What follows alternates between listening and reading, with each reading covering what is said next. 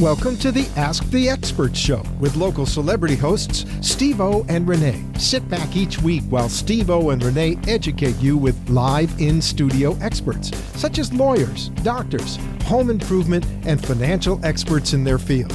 Call in and have your questions answered each week at 888-565-1470. Now, here is Steve-O and Renee with today's expert in their field. And good afternoon. Now, the reason why you don't hear from Renee, she's very bashful, so she doesn't say too much. Actually, we have a morning show every morning, and she's at home writing the show for tomorrow morning. But this show here is like my easiest show to do because and it's not a happy subject because it's about divorce, but she can actually say this. She's one of our attorneys who can actually say this herself because she's board certified in family law. Let's welcome Tina Lewert. Hi, Tina. How are you? I'm over here taking selfies. This is the easiest show to do because, it just goes by so fast. And, hey, starting next month, we are going to be on 95.3 also. So you can listen to us on 1470 AM or 95.3 FM. We're going to be doing streaming. So either station. I've got some great questions for you today. I bet you do. I'm ready. Well, here's what I did. I got go answers. on Twitter, and then I say, we're going to have Tina Lewert, top Boca Raton. Am I embarrassing you? Yes. Okay. Shucks. But go on. Family lawyer. Yeah. She's board certified, and we're going to talk about what that means.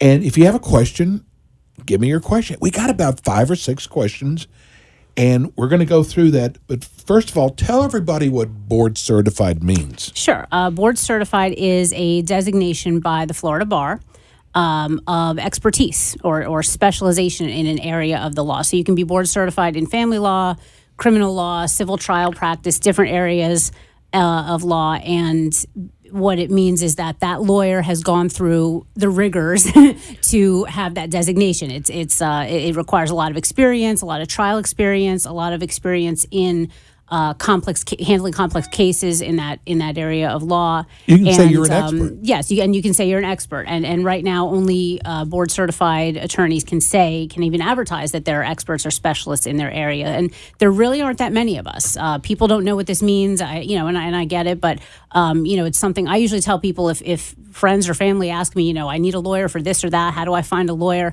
I recommend that they go on the Florida Bar website and whatever area they're looking in, whether it's real estate or, like I said, anything, that they look for a board certified lawyer because that indicates a high level of expertise and experience and skill. And also board certified attorneys are held to a higher standard of ethics. So it's really something that's important, I think. Don't let the board certified experts scare you away. You've told us before, you're not the highest, you're not the lowest, but some people think, this is going to cost me a fortune. You got to call Tina first, tell her about what you're going through. But I think what's so great about your practice, that's all you do is family law. That's all I do. And I've been practicing 16 years, solely family law for the last 13. And that is all that I do every single day. And I think that helps too. That offers a benefit to my clients because they know that this is what I do. And I've seen every permutation and fact pattern that one can see. Of course, just when I think that I've seen everything, something new comes up because this is people's lives and every family and every case is different. But I've seen it all, and I've represented both sides of every issue. And so when you do that and you specialize in that area or in any area of law, it really provides a benefit to the clients. Today when I was driving over, I was thinking about, for the last 30 years, I've met a lot of women who said, God, I got screwed in court. And I started thinking about, they tell me about just their the lawyer. women? No, these are just I've met women. men and women. That's no, it. but I'm sure, but every time they would always say, yeah, my attorney, he does criminal law, he does bankruptcy law. Every single one of them had like this long shingle up. And I think that was probably the problem because this is all you do. It could be. It could be. And you really do have to shop around. I mean, you have to talk to different attorneys. You have to have a level of comfort with who you're dealing with, but you have to have also a level of confidence and know that the attorney that you're hiring is competent and can do the job. And part of that, there is, it used to be years ago that was the thing to do. You diversify and you practice all areas of the law, and you go to a general practitioner, you go to a large firm that practices all kinds of areas of law, and the lawyers are kind of diversified in what they do. But recent years, I really see more and more of a trend of specialization. And even attorneys who aren't board certified, some of them, there are attorneys I know that are not board certified, frankly, that practice only family law, or only one area, or limit it to one main area and maybe a smaller area or something like that. But I think that's what clients need. That's what the public wants, and that's what I've seen attorneys doing more and more So lately. do you walk into court with a swag? Oh. Because you're good. So now, here's one of the questions we got. I guess it's somebody who's in the divorce process. How do you start the divorce process? It really is. You file a petition for divorce, so you would. But you should have an attorney do that. Yeah, you'd have your attorney file your petition for. They call it dissolution of marriage. That's what divorce is called in Florida, and that's really you're starting the pleading process. So you're filing that with the clerk of court in whatever county or jurisdiction that you're in. And is it different by county? No, not for that. But it's so it goes based on typically where you live, where the petitioner lives. Sometimes where the marriage was last intact, or where the children are. But the initial filing is a petition for dissolution of marriage. And as far as the next question I always get is, who should file first? Does it matter who files first? Yeah, that's exactly. Who should file first? That's a popular question, and I usually tell people it really doesn't matter who files first. Ultimately. A lot of people think that, the court or the judge is going to look at, who wanted the divorce, or who didn't want it, or who filed first. And people have different opinions about which is the better side of that equation.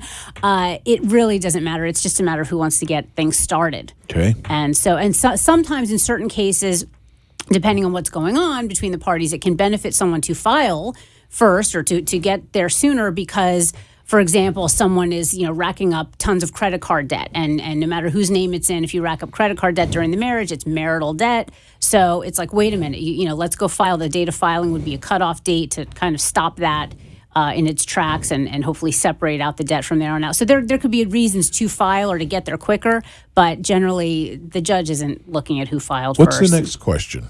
Oh gosh, I don't know. How long does it take? How long does it take? Yes.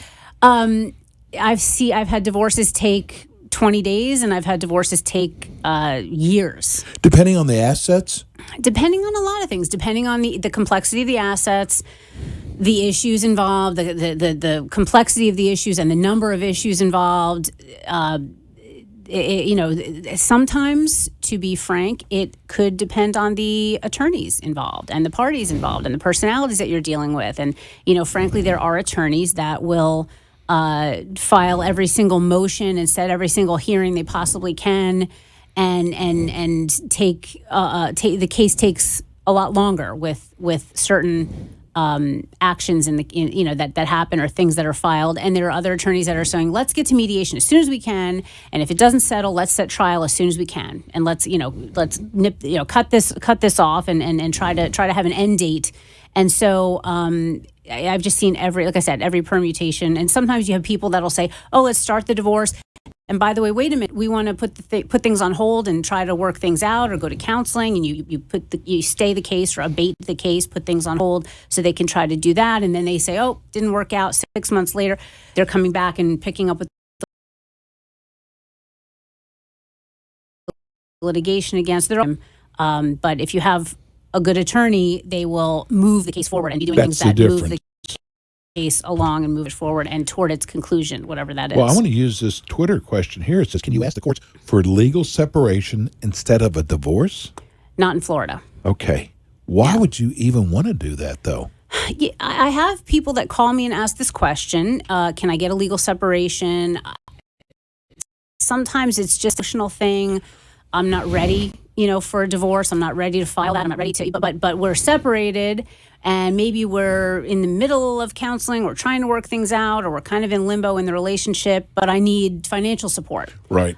There are actually statutes that give that give those remedies, that allow for those remedies. You can actually file a request, a petition for alimony, spousal support, or child support that's not connected with a dissolution of marriage action, but there's no such thing as legal separation. If you're not living together, you're considered separated. Okay. Should both parties, can they use the same attorney? No. I say no. I have seen it like once in my career. Probably. That's my personal take on it. I don't think the attorney, and there are provisions in our ethical rules about this. It should be a conflict of interest because, technically, even if you agree on everything and you've talked about everything and you got it and you agree, there are potentially adverse interests, and one person's asking for something, the other person's giving it, and it's just too. As an attorney, I wouldn't do it. I just wouldn't do it. And so, do you try to talk them out of it? Well, I won't do it. Okay. If somebody wants, I won't do it. And I usually have to explain to people, I'm only representing you, right. or if there's, I've talked to one of them, and that's the person I can represent. The other person I cannot represent. I cannot give legal advice to. So, tell me, where do you practice in all 3 counties? I practice primarily in Palm Beach County. Okay. I practice in Broward County a good amount, and then all the other counties vary. I practice here and there. I've had cases in Sarasota. I've had cases. I have a case in what is that county? Orange County, somewhere up north in Orlando. You had one in Brevard County. Brevard County. Yeah, that just came to conclusion finally with a trial, or almost conclusion.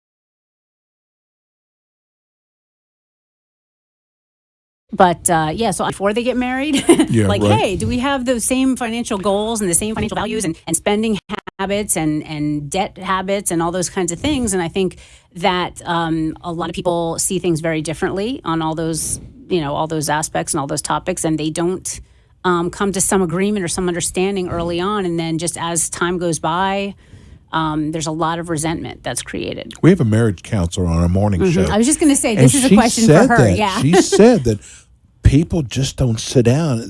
No one wants to talk about money. Yeah. Well, no one wants to talk about all those unromantic things when they're planning a wedding and it's all going to be beautiful. And that ends up becoming one of the biggest problems. It does. So let's give everybody your phone number and your website before we go to break. The phone number at my office is 561-544-6861, and the website is www.lewertlaw.com. Lewert is spelled Lewert. This is something that's so important. I mean, it's something, and when we come back, let's talk about things, because of course we want them to go to you, but what should they look for in an attorney? Sure. So we're going to go to break, and we'll be back with attorney Tina Lewert.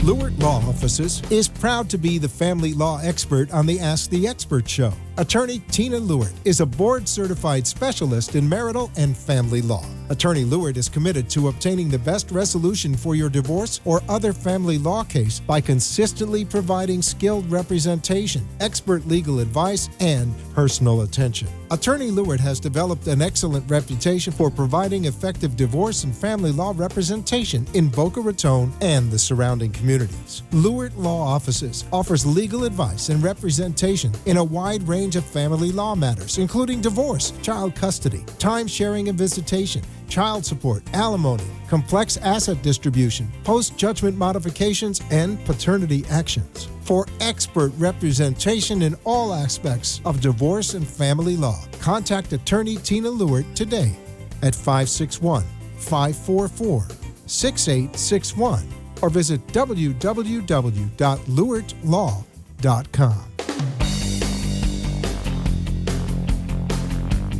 And we're back. We're here with attorney Tina Lewert, board-certified family attorney in Boca. I'm telling you, this is an area you don't want to scrimp on. You want to get someone who's really good. I just like the fact that that's all she does is family law. I have a question. I want to get this one out because this is a long one. It says, this is from Twitter this week. Okay. If a person is a Florida resident temporarily residing outside the state of Florida, can that person still obtain a Florida divorce?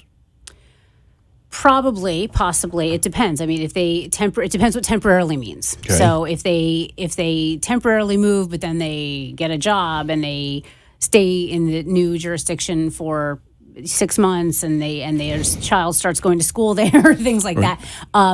Typically it's going to be an issue. You have to reside in the state of Florida for at least 6 months prior to, I shouldn't say that. One of the parties has to have resided in the state of Florida for at least 6 months before the date of filing of the petition for dissolution of marriage. And typically the jurisdiction for the divorce is proper where the marriage was last intact, where the parties last resided together as a married couple. So those are some very, very, very general guidelines, but it depends. So if you kind of relocate temporarily, but then you're too established there, and depends on where your spouse goes. If your spouse stays in Florida, then you can get a divorce in Florida. But if your spouse moves in the meantime to some other state, then the question is, where do you go? And that's an issue for a good attorney. So a lot of people are getting divorced for the first time. Are. What kind of questions should they ask when they're looking to hire an attorney? I always tell people, and even some because they have no practice at this. Correct. No, and it's it's a big deal. It's a big decision who to hire and to hire the right person. And I hate to say this, I really do, but you have to be careful. You have to be careful out there. Just like in any profession, there are people that really know what they're doing. There are people that don't. And of course, yes. I see it, and I've seen, and I've seen people come to me with agreements that they signed, and years ago got divorced. Now I have this issue. What can I do? Can I change it? Can I make it better? If something was left out or whatever. I'm looking at the agreement. I'm going, whoa, who drafted this? Did this person even practice family law? Right. I just see things that were, that are done wrong, incorrectly, and possibly, people that get poor legal advice every day. I see it. And so you really have to, in looking for an attorney, I tell people, first try to look for someone who's board certified. That's an extra peace of mind that you would have, that, you don't have to put this person through the rigors, because the Florida Bar has, the Board of Legal Education and Specialization has put this person through There's a major application for board certification. We have to get reviews. We have to get recommendations from our peers, recommendations from the judges. We have to go through our history of our cases, complex cases, our trials. You have to have, like I said, a certain number of trials, and you have to pass a very difficult exam, which a lot of people don't pass on their first try or their second, and so it's difficult to become board certified. So, how many are there in the state of Florida? Well, I believe in all areas of law, it's like 7% of all the Florida bar are board certified. Attorneys are board certified. Wow. But in family law, it's very small. It's 274 of us are board certified. For the whole state? For the whole state. 274 attorneys, period, ever. That's it. So not this year, ever. So yeah, there really are very few people who are board certified, and I try to promote it, and I try to explain that to my clients, whether it's me or someone else. And I get it, sometimes, occasionally, personalities click or they don't click or whatever. And if someone, I don't have a big ego. If someone doesn't feel comfortable with me for whatever reason, or they'd rather have a male attorney, you never know. I mean, it doesn't happen much. Let's just say that. But I always tell people, if you're gonna, and they should see more than one person. They should see 2 or 3 people at least. Really? Yeah. Absolutely, because this is your life, and this person is, you're going to develop a very one-on-one sort of personal relationship with your divorce attorney, and you're talking about the most intimate and important issues in your life, and there's a lot to it. So I tell people, look for board certified, and this is my tip for family and friends, people that if my mother had to if I had to give this advice to my mother, I would say. Frankly, my personal advice is try to find someone who is a sole practitioner or works for a very small firm in family law, because the bigger firms have hourly billing requirements, and I see a lot of things come from big firms that I can sort of see. I can see when people are churning the file, and they're trying to find things to bill for. And instead of, you want an attorney that's not so focused on, okay, I have to bill 200 hours this month. How do I do that? Versus somebody who maybe, works for themselves, and they can say, what do I have to do in the case? What do I have to do to get this case done and move it forward? And that's what I'm going to do. Not, how many hours did I bill today? So you just have a higher chance of that when you hire a sole practitioner for a very smaller firm. Whoever had the biggest Yellow Page ad. Oh, gosh. That would drive me. Why'd you hire? Well, they have a big Yellow Page ad. Well, what does that mean? Oh, they must be doing well. Yeah. Yeah. And that's not the case. I remember the Yellow Page ads. And now, now everybody has a website. So it's and you can go on Google, and I don't know, who is it? Who has the best SEO marketing company? Who comes up first? Yeah. Maybe that's the person, maybe it's not. I mean, maybe they just hired a good has nothing marketing to do strategist. With anything. So you really have to and ask around, ask people, ask friends that have been divorced, and look at reviews online. I mean, at this point there are a lot of places to go for reviews on attorneys. There's a website called Avo. I think that's how to say it. AVVO. Oh, yeah, AVVO. Yeah, Avo.com. I think they I've seen commercial television advertisements for that. Does Yelp do anything? Yelp does, but I don't see a lot of attorney reviews on Yelp. So there are Google reviews, there are Avo reviews, and that's another good way to look is reviews online. So those are some of the ways to look at. Okay. Yeah. I got to interrupt you because I feel bad. I did put on my firm's Facebook page, which is Lewert Law, Lewert. If you want to go to my Facebook page, we post stuff all the time. We post articles about custody and alimony and just family law in general, and we're always posting updates on there. But I did put a feeler out for questions for today, and I had a lovely person respond and ask a really good question, so I wanted to get to that. Let's do that. So, the question is, I got divorced 11 years ago after 26 years married. He remarried. This is a she. So He remarried and retired. How do I get half the retirement? So that's a good question. And one thing I wanted to say is, generally, as far as retirement, if your retirement assets that are acquired during the marriage, and a lot of people don't know this, even if they're in your name, even if they're a result of your personal work, your retirement assets, and that includes any appreciation on those assets, any employer matching on the retirement assets. Whatever's acquired during the marriage is marital in nature and therefore subject to 50-50 division. So you get married, you get a job, and you start a 401k, and your employer starts matching, and you're married for like this lady 26 years. Whatever was acquired during that time, the 26 years worth of that 401k, you get the divorce, and that's marital in nature. So it really depends on. I'm hoping that in the divorce paperwork, it accounts for this retirement asset, because shouldn't that have been in there? It should be in there. Yes, absolutely, done? Should be in there. If you went in front of a judge, if you went to trial, the judge would absolutely order that the retirement assets are split. The way that we do it is typically, if it's a 401k, for example, we do what's called a quadro, qualified domestic relations order. It's an order that the judge signs. It goes to the plan administrator, and it makes that a tax-free transfer. So normally, if you were going to transfer assets out of like a 401k, you would have taxes or penalties or something. And because it's incident to the divorce is the qualifying event with the IRS. It qualifies you to have it as a tax-free transfer. You can transfer, the plan administrator will transfer half the assets, assuming that's the deal. But if this is my, and I have a question back to this person that wrote in. Hopefully the retirement. The fact that you're entitled to half the retirement, half the marital portion of the retirement is in your agreement. If it is, then yeah, once he retires, you should be receiving that, and you'd have to talk to a lawyer about how to get it if you're not already getting it. So that's an issue. If it's not in there, or if there's something in the agreement that waived it, then you could be out of luck. You could be out of luck. Yeah. So hopefully I answered that. I have a strange question for you. How do you? There is no strange. No, listen to this one. How do you handle a divorce when one of the parties are violent?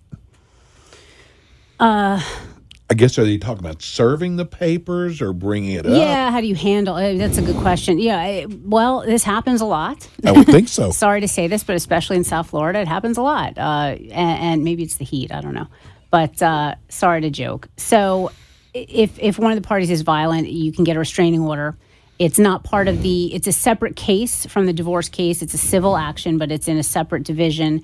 And you can apply for a restraining order, which is basically a form of injunctive relief. The court can order that the person has to stay away from you, your place of work, your place of school. Separate, though, from the divorce. Separate from the divorce, but a lot of times they're handled together. So you'll have the same judge dealing with both cases.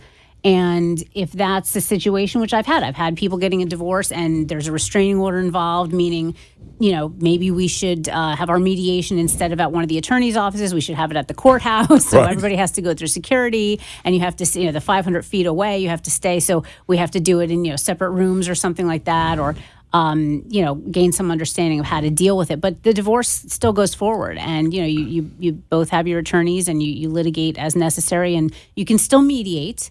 But yeah, there are certain precautions that are probably wise to take. Here's another unusual question. How does a person start a paternity suit? Not that differently from the way you start a divorce action. Really? So yeah, it's a petition to establish paternity.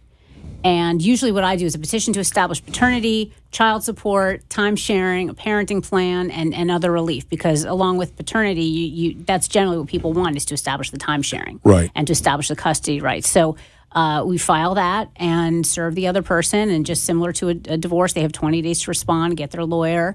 And you'll do financial disclosure because you got to deal with child support, and then mediate.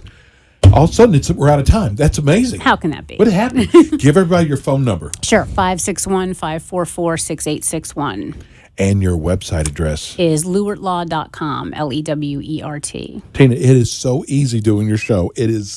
I love doing the show because this is something that we want to make sure someone gets a good attorney, and you are the best. Important stuff. Thanks so much. Thank you. Tina will be back with us next month on our new station. We're going to go to break. When we come back, we're going to be doing estate planning with David Schulman. We'll be right back. Lewert Law Offices is proud to be the family law expert on the Ask the Experts show. Attorney Tina Lewert is a board-certified specialist in marital and family law.